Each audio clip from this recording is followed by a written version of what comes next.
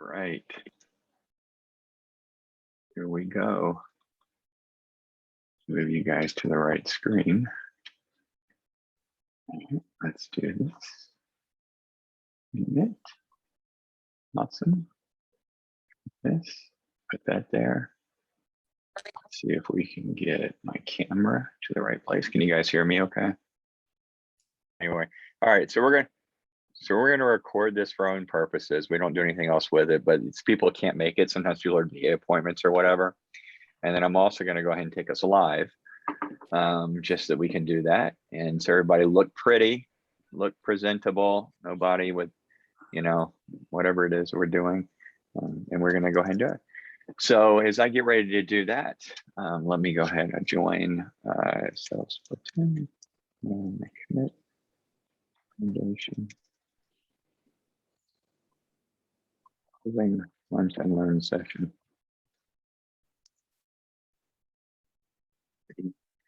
Your military instincts, link, and how to. Done. Good. All right, now we're there. All right, so we are here. So everything should be live. Everything should be good. We have a couple things too that I'll let you know. We have, should have just got to talk about live stream. One of them is we have a squirrel cop. So I assign a squirrel cop, a timekeeper, and then we also have a social posting officer and a scribe every day. So somebody's taking notes, so they'll send those notes through to you. Someone's going to post about this on social media at some point, like Michelle and Abby changed our lives. It was amazing. I'll never be the same person. And then the squirrel cop is designed to keep me on track because I have a high word count and I go on tangents. And so if I end up going too far along, they will sometimes have a picture of a squirrel, or they will simply just type squirrel into the chat to let me know, like from the movie Up, like, hi, my name's Doug. I'm a dog. And I, squirrel. Hi, my name's Doug. That's me, squirrel. I'm Doug. So so they'll keep us on track. If you're listening in, so this is Sales Platoon, and we're joined today with the Commit Foundation. I believe I got that right. Hopefully I didn't call the wrong name. I've done that before. I called the honor guys the wrong thing, and then they were like, no, that's not what we do. So at any rate, I'm glad to have you guys here, and you ladies here with us today. So Sales Platoon, as you guys know, is the first of its kind Department of Defense SkillBridge approved apprenticeship that we just got approval since the last time you guys talked and I talked with the Department of Labor.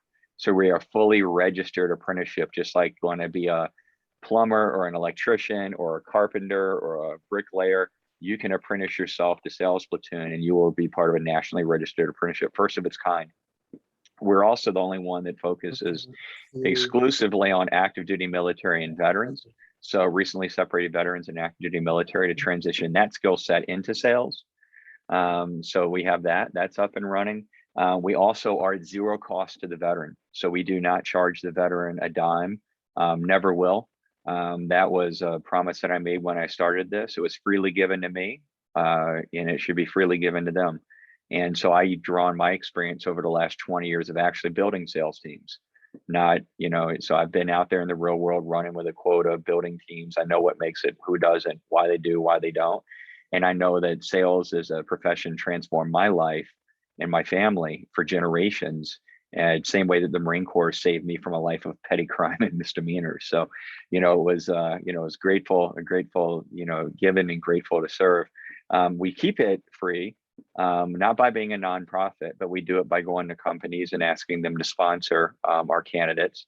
So they don't have to sponsor specific candidates. If they sponsor Lucas, for example, and they say, oh, well, we're going to pay for his training and licenses and everything else, they don't have to hire Lucas. They just have to hire somebody. So they get basically draft picks. So Lucas I pick on because he's got a great mustache, great smile. He's also of my ilk. He's a separated U.S. Marine who is a combat journalist who's in our program. So we have everything from E4s to O5s in here. And so we have quite a range of diversity and background, as you can see for the screen. And it's really a nice cross section of the military. And for whatever reason, these guys signed up and said, I'm going to learn from him how to sell. Now you can talk to them about how it's going. But guys, I want to introduce Michele Olive and Abby Peterson from the Commit Foundation. We got to know each other from who even knows anymore, friends of friends. We had a couple of conversation. I am forever indebted that they listen to my run-on sentences and listen to what we're trying to do. And we thought there's got to be a way for them to come and share what they do at the Commit Foundation with what we do. And we can get what we do out in front of as many transitioning military, because as you guys know, our big, hairy, audacious goal is to get 2,500 E3s to E5s through this group per year. And right now we're really heavily top focused. So we want to be able to also not just help the lieutenant colonel out and the major and the sergeant major and the gunnery sergeant, but that E3 to E5, and we have to make the awareness out there. So we're hopeful that this partnership is going to help to do that, even if it's just partners and friends, like, hey, we don't do that, but they do, or they do this, we don't. And as you guys know, at week 5, the end of this week, you guys are going to make a decision about whether you want to be in sales or not. You'll know enough by the end of this week whether you want to continue on the rest of the program or not. If you do, awesome. If you don't, awesome. Right? Then we really need to get you in touch with Michele and Abby, because we're going to need to figure out what career you're going to have afterwards. And I just said, anyway, sponsor. Okay, good. I thought someone was going to say something about an anonymous program. All right, good. So we'll turn it over. So Michele, Abby, if you guys want to introduce each other, I'll kick it off. I'll give it to Michele, since she just took a promotion and she's definitely committed to the Commit Foundation. And Abby's been there for 4 months and she's doing great work. And so we'll get them to introduce themselves, a little around your background.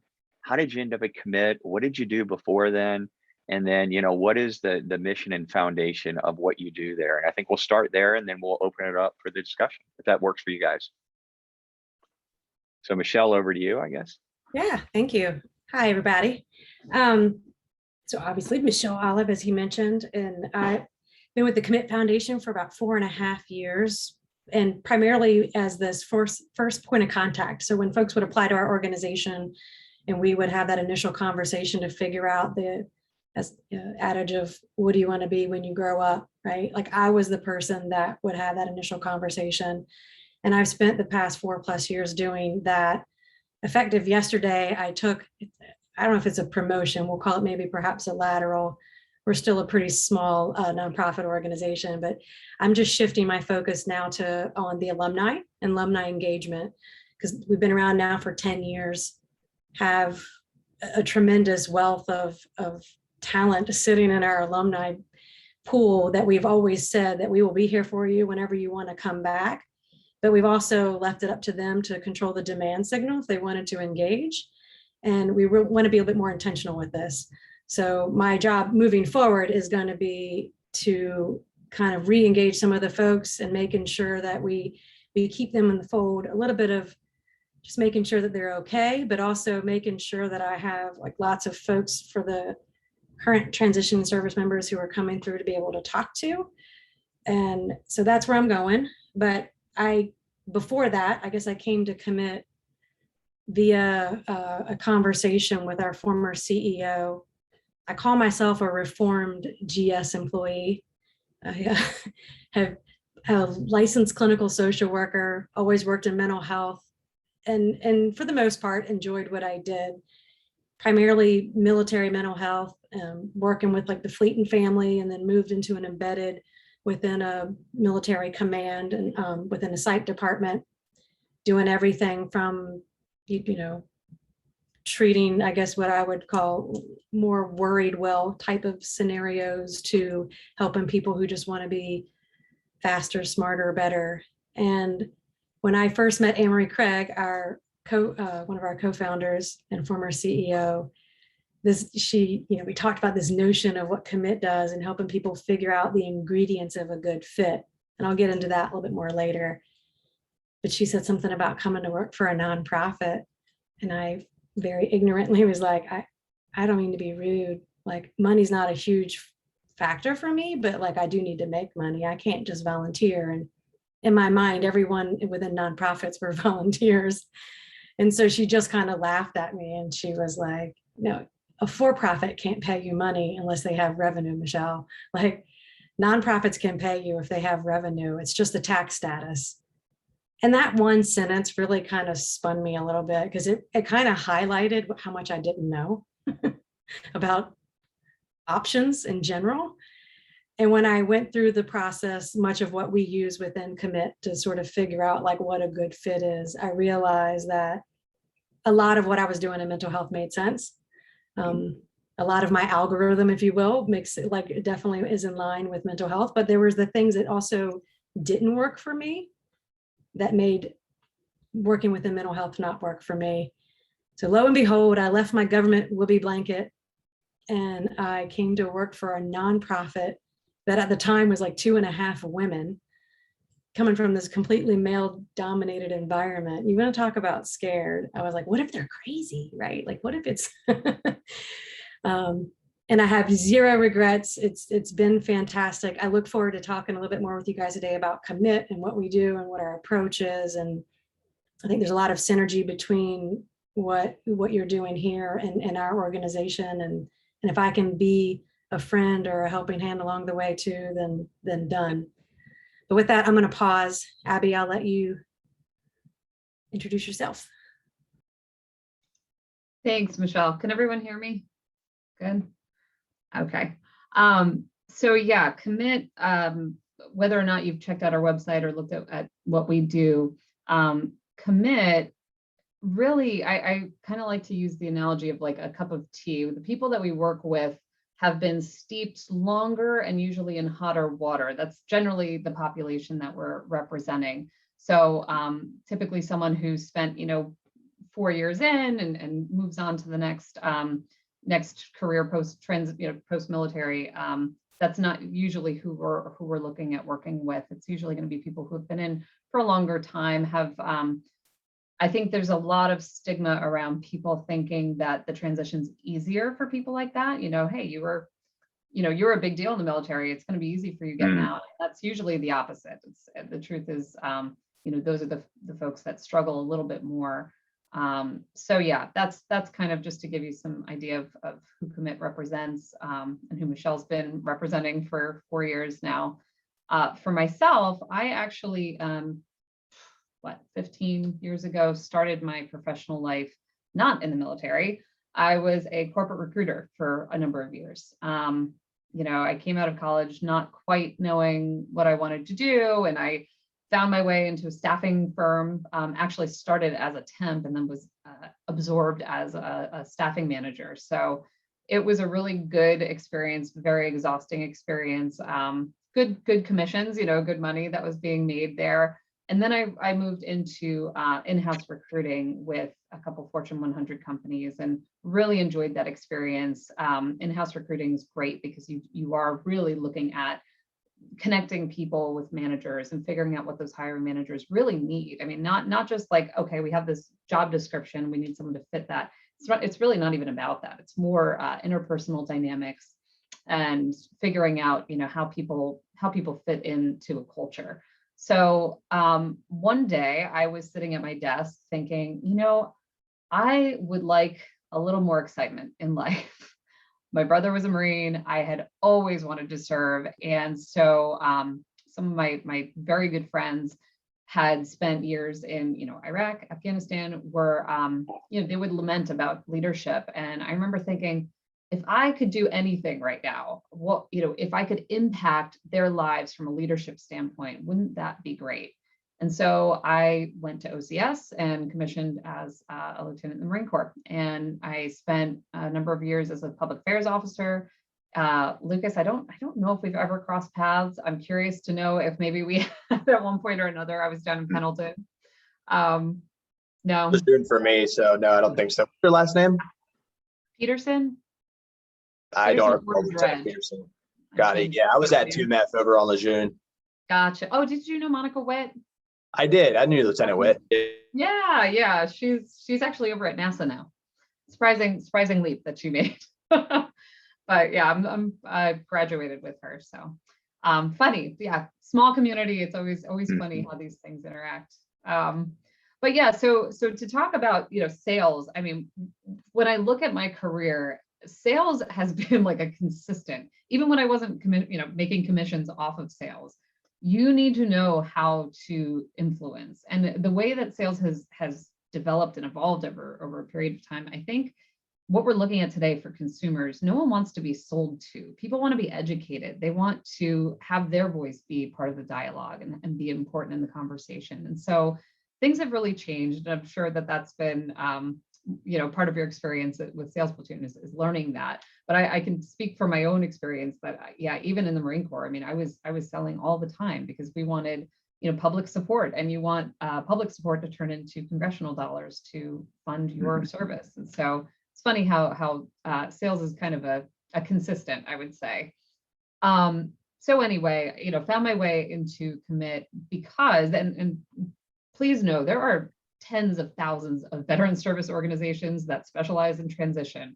Commit specifically, and what I love about Commit is that we're not looking at placement numbers. That will never be a metric that we favor. What we want is to influence joy, and joy and success are less quantitative. It's a little bit harder to measure, but what we're really pushing is for this idea of purpose and finding purpose in your post-service life. People say your passion. Passion and purpose are two different things. Purpose really ties in things that you've done and building on your body of work to find the best way to influence and make an impact in the world around you, whatever environment you find yourself in. So I love that about Commit, and I've only been here for now almost 5 months.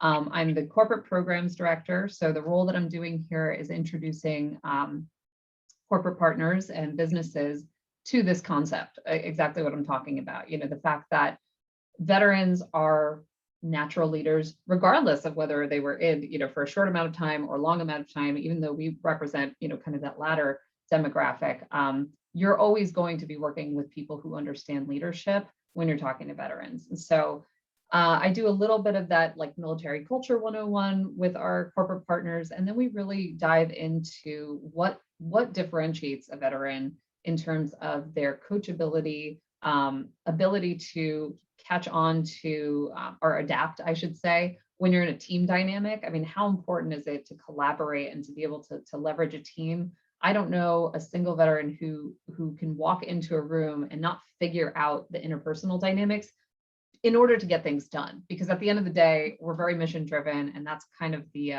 the focus. And so I love explaining that to businesses, and we've done, gosh, a number of veteran readiness trainings, and we're kind of moving on to a few new concepts of bringing in really relevant topics into our discussion. So we're educating on things that matter right now, obviously the WIFM for businesses. So yeah, that's a little bit about Commit, a little bit about me, and how much I love sales, and I really think that it's an incredible skill to develop. So we're glad to be here today.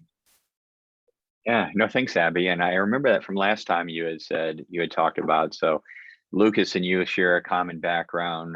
So I moved in to be a combat journalist back from admin back in the day, and then ended up, that was so much better. They're like, you can type and write. Okay, you want to do this? So, but I didn't get to go through the info you guys went through. So I had to learn on the job. So it was a lot of learning OTJ, like, rear sight aperture, it's like learning how to shoot it. That was what MFF and fours.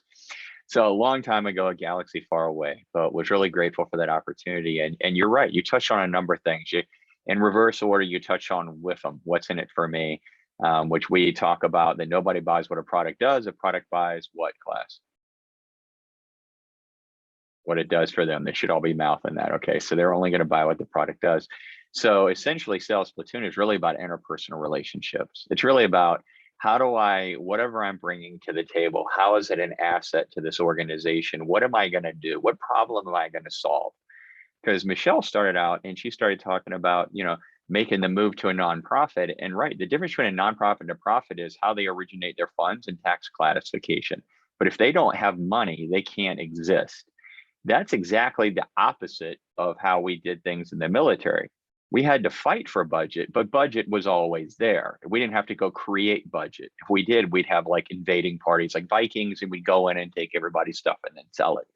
We don't do that in America. We have other ways that we take things over economically, which is a political diatribe we're not going to get on. However, from the point of today's call, you already know more about sales than you think you know, just because you're a human being. and you have your negotiations all day long. Gary Voss in his book Never Split the Difference really talks about this and highlights it on it in his different chapters. And so essentially the difference between what we're teaching, which is business to business sales and business to consumer sales, is essentially the business to consumer sale is you selling a defined product to a very defined segment of the population, and it's their money that's going to satisfy their need. In a business, the business doesn't make the decision. The business people inside that organization make a decision, but instead of selling to an individual, it's like selling to a dysfunctional family that doesn't talk to each other. So you have to get Uncle Ned and Aunt Sarah and Grandpa and Sis and everybody else on the same page, and they all have conflicting personal interests that they dress up in adult language in very complex terms that really just comes down to, I want it my way, when I want it, and how I want it, and I want it to make my job easier, me get promoted, or me seem smarter. And your job in sales is to help them not operate against their own company interest or even their own self-interest in order to satisfy the job. Sounds a lot like small unit leadership. You have a mission. The mission has a team, and then the team is comprised of individual. As an organization, my job is to make sure I get as many Marines home safely as I can. But the mission comes first. So it's the same thing, but businesses, I think one of the major challenges in our discussion point for us, for you guys, Abby and Michele, both from your experiences and then what you've watched, is as we make that transition, as we go from active duty, as we go from our world as we know it into the civilian world, one of the things that I show when I'm teaching, I just did a class for HubSpot for about 100 of their managers, and it was around the idea of like unconscious bias in hiring our military. And the reason is they think every single one of us are, combat veteran, PTSD, war fighters who are not going to be open to training. We've only had one job. We don't know anything about moving and changing. Like the unconscious bias is huge. From our side, I think one of the hardest conversations to have with people coming off active duty is the fact that your leadership credits don't immediately transfer, meaning you have no uniform, no rank structure, and no UCMJ to reinforce it. Learning to lead teams is a challenge because you don't have that clear organization. What are some of the things that you guys have noticed that, the mistakes that we make when we go out into the population and it's like, hey, I've got the job, and then I show up day one? What were the, like, for you, Abby, you were in that world, and Michele, you're like, whoa, this is not what rank am I? Like, so just if you have a discussion around that a little bit, I think that'll spark some dialogue from our cohort here. Either one of you that wants to go. I will Hopefully, share my I wasn't on mute. transition. Okay, good. Yeah, okay, Transition story. So like I said, I had corporate experience before. I was a manager and then a senior manager with Fortune 100 companies. You would think it would be an easy transition. And yet I came out not really knowing exactly what I wanted to do, thinking more about like what I can do, what I'm trained to do, what I'm capable of, what I'm good at. And my mindset was there. So I ended up working with a company called Viasat in Southern California, great veteran, friendly company. But the role that I took on was just not really aligned with what I wanted to do or what energized me, what made me feel good about, the work that I was doing. And so I kind of like leapt into this role because it was a desirable company to work with, great culture and everything. And then like through a couple months realized, oh, wow, they're really underemploying me, or I feel very under leveraged. And so I had some discussions, with my manager at the time, and we kind of navigated into a different role. And eventually it kind of came down to, again, that cultural fit. I liked the culture, but when I looked at my values and my, what I really believed in, it wasn't quite aligning. And it was a funny thing. Ambiguity is one of their core values there. And I'm like, I already am sort of an ambiguous, I have a very kind of, I don't know, neurodivergent way of thinking. So when I go into this environment, I need a little more structure, and I didn't even realize that. So I kind of had to learn by non-example to realize that, okay, this really isn't exactly what I need to be doing. And it wasn't a bad experience. It was a very good experience, actually. But I like to, I like commit, or I love commit, because we're helping people get around that, not do exactly that. So that Yeah, was, I love the learn by non-example was a really interesting one. And non-diver, I don't even know what you said. That was a big word for Marine. You're an officer and I Neurodivergent. was an enlisted guy. Yeah, neurodivergent. We're gonna have to get Lucas to define that's a that one. So I Michelle. was like, Michelle yeah, term. that was that's a good term. If I use that in an interview, I might get an extra $5 on my paycheck. I mean, that was a pretty we define words a lot here at Sales Platoon. We try to keep it simple, okay? Like 5th grade level, only because we got so many, but no, these guys get it really quickly, and I really appreciate that. And so what you were saying is it's not so much about like you just had to be open. It sounds like you're saying you had to be open to the experience, and almost like going to a new duty station where it's okay to have a personality and it's okay to be yourself. Just be a little less of yourself when you're first there, because if you go there and make an impression, that's the impression you're going to make. So it sounds like that's kind of, go there, be aware, ask questions, learn, be a learn-it-all, and, and just try to and feel like, and I think you touched on something maybe Michele can build on, which is your first job may not be your last career. It may not be your last job. It may be, you do the best you can in interviewing, but I feel like interviewing for a job, and I'll turn it over to Michele, is a lot like looking for a house. I feel like if I'm going to go get a house, I should be able to live in that house for a week before I make an offer. You got to walk in there, look at a couple of rooms, make a decision about your feeling, and you're going to spend $500,000, on a house sometimes. But I don't even know what it's like to stay there. I don't know what kind of noises it. Like, you should give me a week. That's what happens when you interview. It's like you're going into a house and you have to make a decision to buy. I think sometimes as military members, we stay too long. We go to an organization, it's toxic, it's not good. We're like, no, I can make it work. I can make it work. I mean, and then, before you know it, you're in a, really bad situation. So again, Michele, if you want to run with that or just build on that, or if you have some comments or thoughts about your own experience, I think that might be a good way to. Yeah, no, I have a couple points, I think, and I'll speak more from like a global, my experience in talking to hundreds of service members who've been transitioning and keeping in touch with them over the years.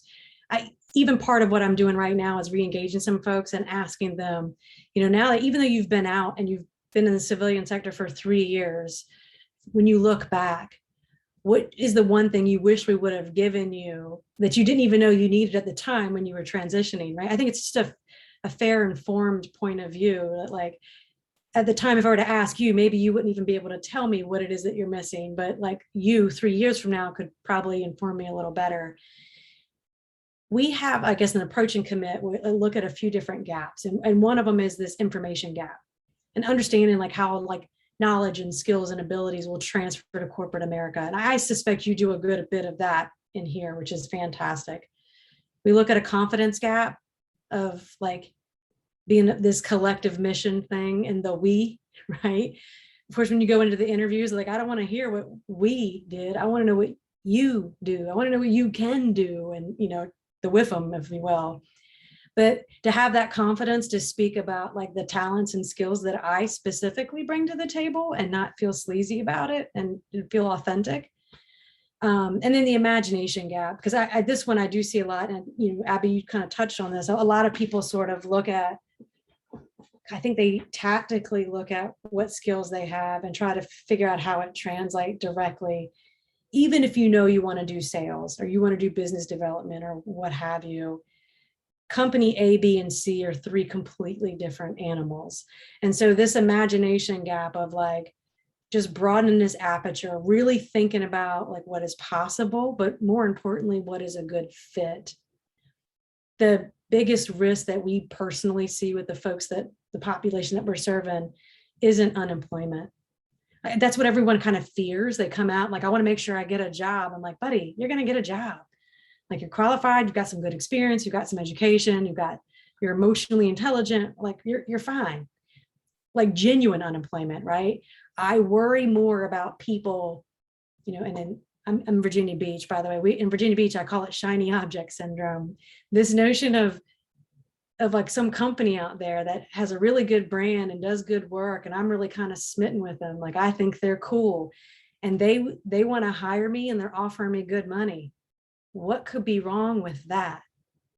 Well, if you haven't done, I think, the right soul searching, that sort of like racking and stacking of like what variables really matter and what makes a good fit, they're a fantastic company and you're a fantastic person, but it may not be a good fit. And those are the people who I'd say all too often I would hear about the veterans who their resume looks great, their LinkedIn profile, they're like, man, you are crushing it.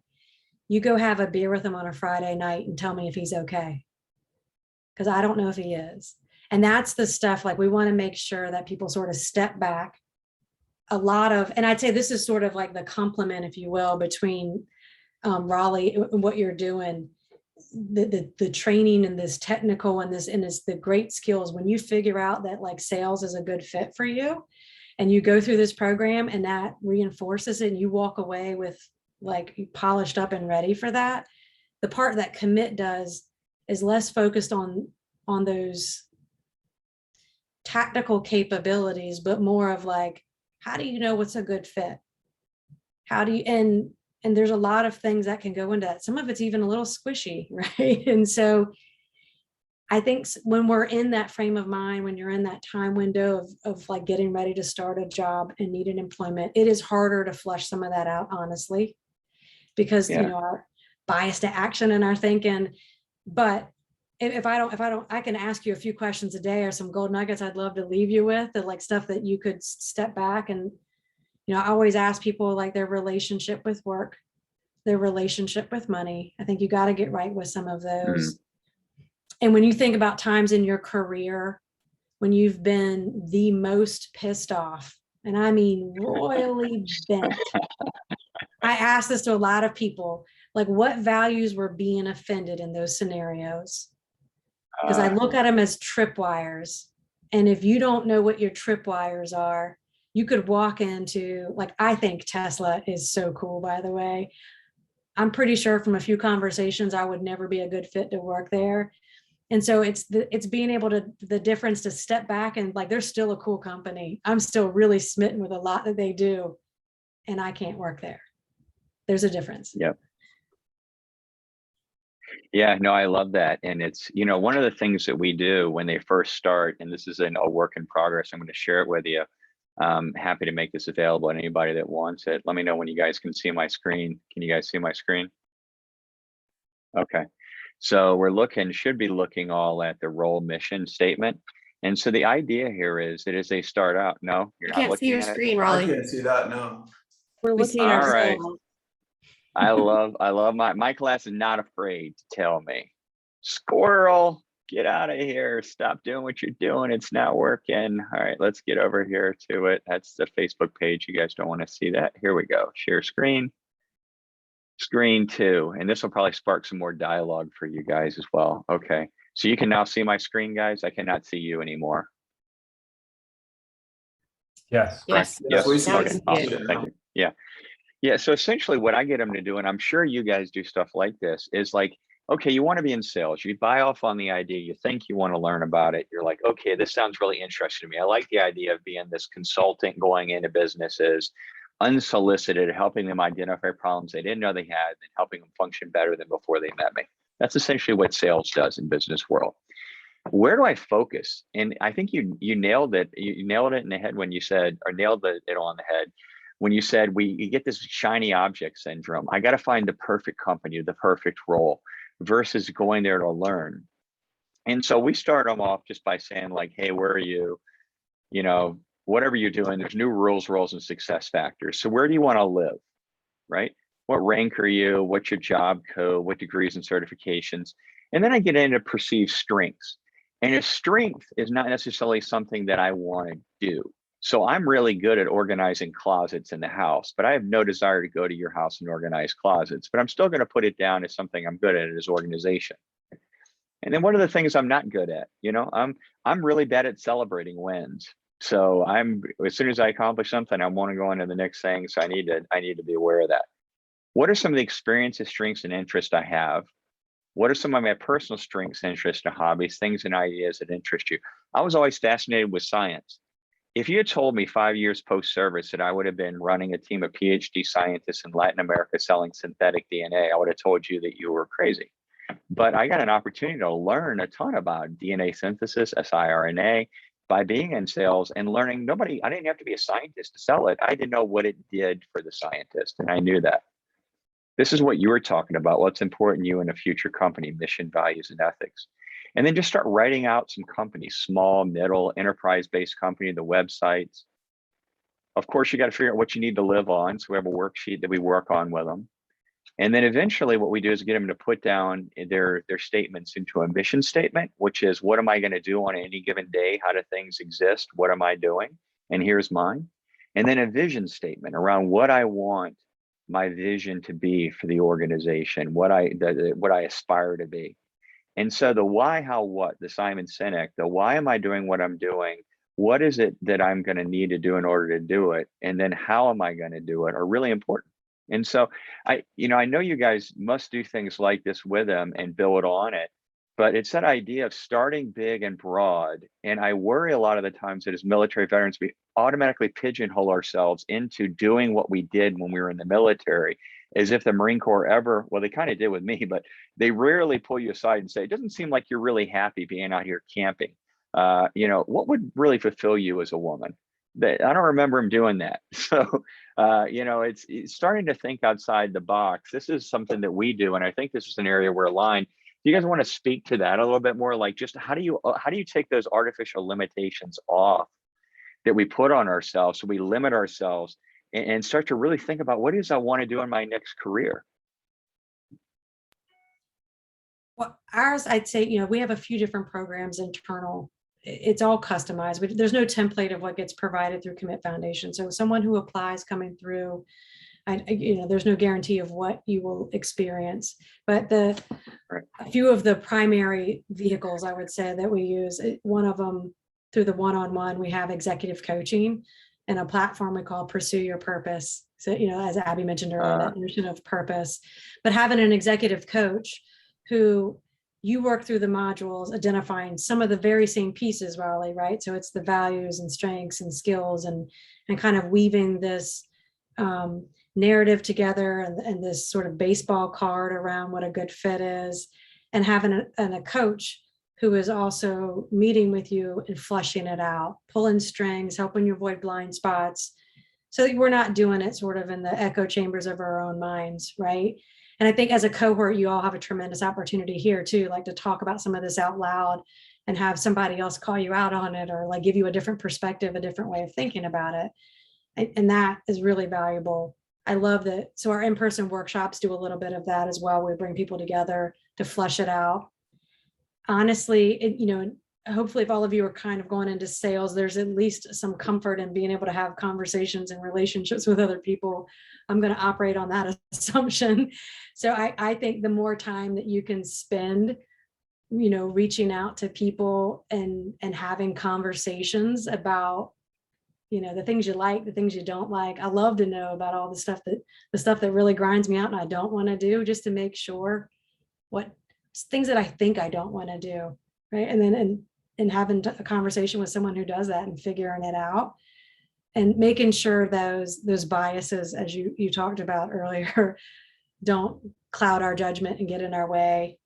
If that's what am I getting to the root of what you were asking? Yeah, it was curious from your perspective, because, it's one of I like stories, but essentially it's like I live on the 12th floor of a condo. And I have a little deck out there that I decorate and I go hang out on. I'll go have my lunch, my dinner, whatever there. And I'll hang out. I even lean against the railing. I love being out there. If you took that railing down, I don't know how long I would stay out on that porch, just having a ledge that I would fall 120 feet to my death. Now, I don't know if that railing would actually hold me if I stumbled. I don't usually fall down while standing up. But when I go that high in the air, I experience vertigo. And so that illusion of safety created by that wall, the illusion of safety created by that railing, is something that I come to rely upon. What the idea, and in fact, I guess over to Abby, is what are some of those illusions, those constraints we put on ourselves when we come off active duty? I call it social vertigo or transition vertigo, where I will artificially put walls up so that I can, I can only stay inside this. I can only do this. I can only do that, versus what the world has to offer. because otherwise sometimes when everything is an option, nothing feels like an option. I paralyze. And so have you seen that, and how do you guys address that and work with that as our transitioning military members come out and start to think about what does their life look like post-service? Yeah, you're really speaking to that imagination piece, which so many of us, I mean, there's innovation and then there's imagination. I think we're really pushed in the military to innovate, but not always to imagine and ideate. Good idea fairies are kind of it's kind of a negative term that we use. But I think, I kind of wanted to open up to the group to see if anyone wanted to practice maybe tooting their own horn of a best practice that they've kind of discovered as they're transitioning in this respect of how they have managed to be a little bit more imaginative or see beyond, kind of what's right in front of them to imagine a different career path. Great. Let's open it up, guys. 15 minutes less, always good. Perfect timing. You couldn't have done it better, Abby. Thank you for transitioning. All right. Lance. Michelle says she nominates Lance. Okay. Oh, thank you, Michelle. Yeah, so I guess I have signed up for Commit Foundation. I've started going through it. I've met with my career coach a couple of times now. I've gone through some of the modules on the website, and I do really appreciate what the foundation's doing for veterans. And I guess I'm kind of honored that I was selected as one of the people you guys would work with. My coach has done a pretty good job of having me go through the modules and like list out my values and like what's important for me and my family as I transition, and kind of start thinking about different areas that I wouldn't have thought about. And kind of like Abby was saying, we kind of don't imagine, what is possible. So that's really been a great thing about the process that I've appreciated. Awesome. Great. Anybody else want to talk through maybe some of the things that we do at Sales Platoon now? What are some of the out-of-box ways we're getting into organizations? How are you researching? What are you doing to do that? And how do you get in? Because there's a lot of replicability on what our listeners could do, or anybody that's dialing in. All two of our followers could be really taking notes right now. But anybody want to talk about what we do when we prospect and we're trying to get into companies and talk about Sales Platoon? Anybody want to take a shot at that? I know you're not shy. I swear to God, I'll call on people. Come on. There's Tika. I saw her come off mute. So as for me, okay, let me pull it back in. So for me, in the mornings, like about a week after starting this this cohort, this internship, I decided to make some changes, and I started waking up earlier. So I do that so that I can gather my thoughts, figure out what I'm going to do for the day, how I'm going to tackle the day. And so with that, last week we started reaching out to prospective companies that we wanted to work at. So this morning when I woke up, because I have a phone call today with a company, I decided to, I had already been thinking about it, but decided to put my thoughts on paper, my questions, and just to get better insight of the company. So being in Sales Platoon has made me reevaluate what I want to do. I like this, and I think it is great. No, I won't say no worries or anything, but it does. It gets me out of my comfort zone for the most part. So it's I like it, and I like the changes I've made over the past weeks in figuring out what I want to be when I grow up. Awesome. Thanks, Tika. I appreciate that. Bernard has his hand up, so let's see what Bernard has. Thanks, Lance and Tika, for going. Good afternoon, Abby and Michelle. A pleasure to meet you, and thank you for your time this afternoon.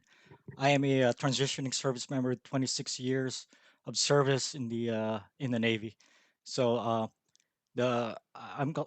I really appreciate all the insights and all those motivational uh, thoughts and but one thing I want to share because the transition process and uh, but before I go on, the DoD Skill Bridge program is a great initiative to begin with, because it really helps all the transition members now to transition seamlessly. Unlike before, if I remember many years ago, I never heard about this program, and people leave the ship, they transfer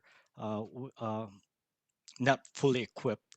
But with the new organizations,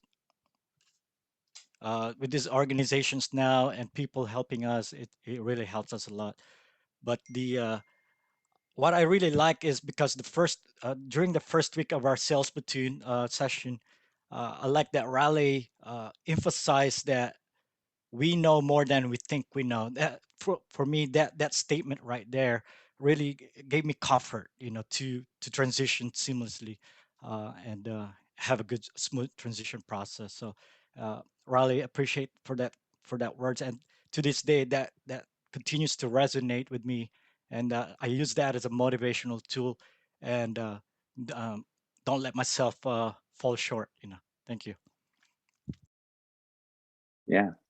So Lucas, I'll kick it over to you as our public affairs person, and so see what you can do. So if there's military veterans on right now, and then I want you guys to ask a few questions to Abby and Michelle or anything you guys have for them. They're obviously have made the transition successfully and have worked with a hundreds of military transitioning veterans over the years. The same thing, but Lucas, as we go out, what are some of the things that we do daily that we call prospecting? We're using LinkedIn Sales Navigator, identifying, a certain subset, creating those relationships, setting up this future discovery. Can you walk through for a veteran how they might be able to use the free tools that are available on LinkedIn and some of those things to go and try to find that coach within an organization? Yeah, absolutely. Thank you, Raleigh. So one thing that we do that's highly effective is just going onto LinkedIn and searching for a company that you might be interested in. Say it's what's something that everybody knows, Coca-Cola, for instance, right? And from there, you can start to delineate further individuals who work at that organization. But what's interesting about LinkedIn and what's great is that you can also filter contacts by their past company. So what we're doing at Sales Platoon is we're looking for individuals within sales roles at those companies we're interested in, but also ensuring that their past companies were one of the 5 branches of service. So by doing that, we're able to find exactly who has been in the service before and is in roles that we're interested in at that company. So what we do from there is, just kind of browse the LinkedIn profile of somebody who maybe looks approachable or is in a kind of a vertical that we're looking to get into within the company itself. And basically, we just look at their page and try to find some similarities, which is pretty easy because they're military as well. And then we just send them a brief message along with a connection request stating, hey, I'm a transitioning service member. I was looking into roles at your company and came across your profile. And I was pretty impressed with all that you had done up to this point, especially with how you transitioned. So, I'd love to learn more about your transition experience and how you were able to find success in a civilian career.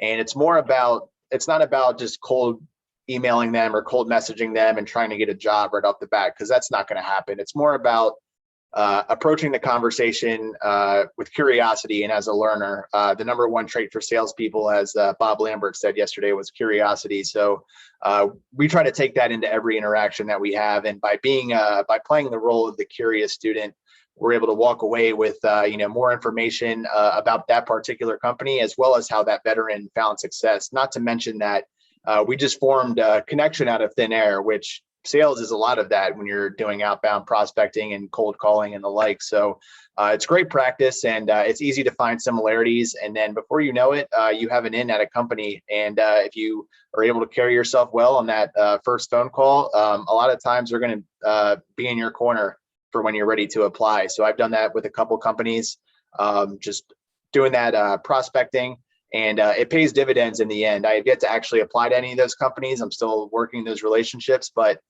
it's a great way to get your foot in the door rather than just sending your application out to 200 different companies when they get thousands of applications for whatever role you're applying to every day. Thanks, Lucas. So yeah, good. So that's, couldn't have said it better myself. That's why you give it to a PAO guy. He's trained on it. Slug lines, all stuff I forgot. So who's got questions? We got a couple minutes left here with Abby and Michelle. Anybody have any questions about Commit Foundation, about transition? Okay, we got Leah here. Leah with her hand up. Yes, I do.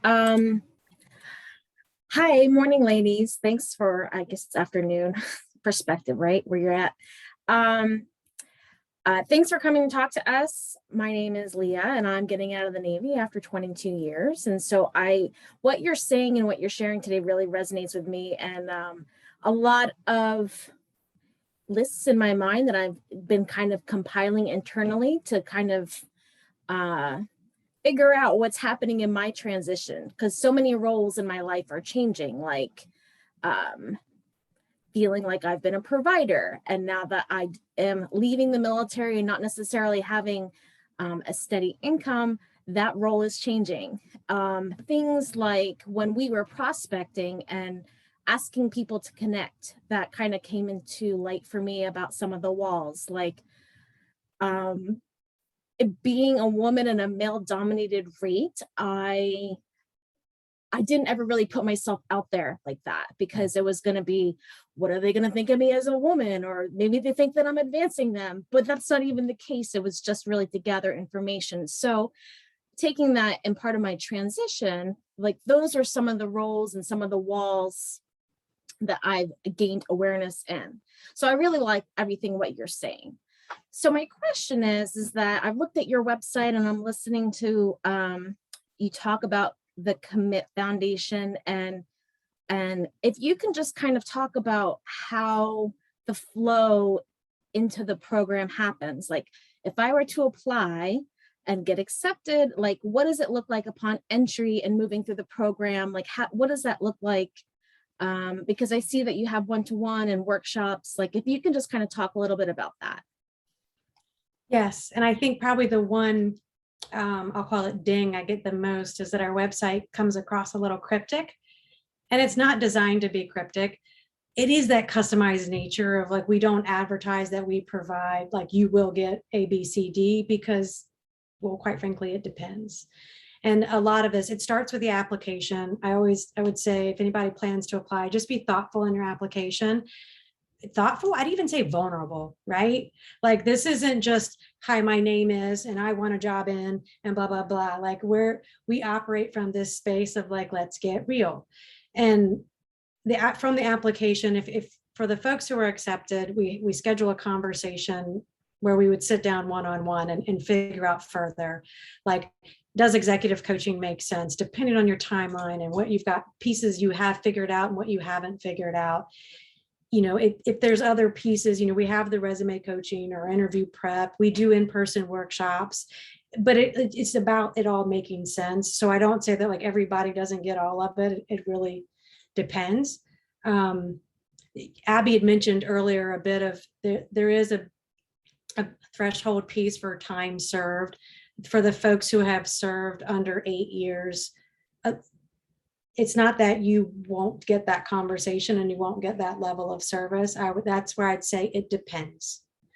And we just want to make sure what we're providing isn't for everybody. And for someone who's not really trying to reinvent themselves, and for someone who's like, for the most part, figured it out, actually got out last week and they've already got a job offer, like, you don't need us. Like, so it's not, and that's the point of, we want to be very thoughtful and intentional in the efforts that we're providing. So as long as your application makes sense, there is a human that reads your application and makes that determination.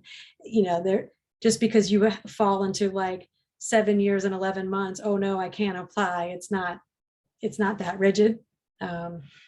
But if you are interested, if some of the things that you see on there, if they do resonate with you, then I would say, yeah, definitely apply. Let's have a conversation and go from there.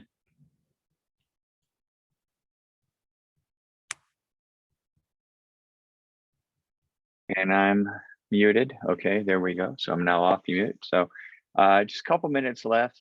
So a couple things we'll do. We'll take a final picture here. So we'll get Lonnie to get hopefully the screen up and running for that. We'll give him a couple minutes, but anything Michele or Abby you want to leave with, either for the cohort here, anything, any words just to say, you know, hey, I wish I'd said that when we hung up the phone. Let's turn it over to you and give you guys a couple minutes to say those. So we'll start with Michele and then go to Abby, and then we'll close out. Yeah, I honestly, I think I applaud all of you for being in this program and taking advantage of the resources. And Abby mentioned earlier, there's literally 45,000 veteran service orgs out there. Often it's just a matter of finding the right ones for you. But the fact that you're even here today and you're leaning into this is amazing. So just keep at it. There is no algorithm, there's no detailer, but you will figure it out. Awesome. That reminds me, Michele, Abby, over to you. Francis Ebong is one of our commit alumni, and he's now a director over at Google X. And he had advice, and I think we posted it on our LinkedIn maybe a week ago, and he said, you know, you can't make a wrong step. Like, take the step, it won't be wrong. Like, no matter what you do, there are just a stream of activities that'll come out of that step that will be a learning process for you, and embrace that change. Don't think about, you know, what you need in your tool belt to get to the next step and be concerned, you know, let that stop you. And, you know, imposter syndrome, that's definitely something that veterans unfortunately deal with. And so just keeping your self-awareness about you and really keeping in touch with yourself as you go, I think is just so important. So yeah, that's my last word of wisdom. And please also feel free to connect with us on LinkedIn. I have a slew of recruiters and talent acquisition folks from my previous career that I'm happy to connect anyone with if they're interested. Great. Well, thanks, Abby, and thanks, Michele. I appreciate both of you guys coming out here today, obviously. Abby Peterson and Michele Olive from the Commit Foundation. It's commitfoundation.org. The link is in the chat. If you're a transitioning service member, how far out can they apply, Michele and Abby, just so they know for Commit? So again, there's not like there's no rigid timeline in that. Okay. I've had folks who've been doing a government contract job for several years. As far as I'm concerned, they really never left the command, right? Like, right. And this is their first military to civilian transition. So we're not trying to serve someone who probably got out 20 years ago, clearly. Like that's not what we're doing, or mid-career pivots or that kind of thing. It is by design to be military oriented. But if you're within a couple years of it or whatever, again, I don't want to, I cringe even saying suggestions, because I don't want people to feel like they don't qualify based on that. If you want to apply. And then they'll let you know if you're qualified. Awesome. And then Otis McGregor, I understand, is coming tomorrow. Oh yeah, Otis. Yeah, Otis actually coaches for us. Yes, and he's well versed on Commit. Give him a hard time for me. Feel free to just say something completely off the wall and be like, well, Michele said we should say this. And okay, we will. We'll say, what do you possibly know as a retired lieutenant colonel special forces operator about being in the real world? You know, something like that. It's something somewhat insulting, yet also kind of like building him up. I will play with him, Michele. Thanks. We'll find a way to do it. I love his wise. All right, oh my gosh, the way he talks is like Sam Elliott, you know, from Roadhouse. I love Otis. I love me some Otis McGregor. He's going to be on tomorrow, guys. So if you're listening, be sure to join. Let's get a picture real quick of everybody if we can, quickly. And so if you want to get yourself ready, and then Lonnie, you tell us when you're ready, you count us down from 3, and then we'll look how you want us to look. So. All right, I'm ready. 3, 2, 1. Thank you. All right, great. All right, well, thank you guys again. Thanks, Abby and Michele. I'm sure we'll be in touch. Let us know whatever we can do. And thank you so much for joining us today. Thank you for having us. Take care, everyone. All right, guys. Bye. All right.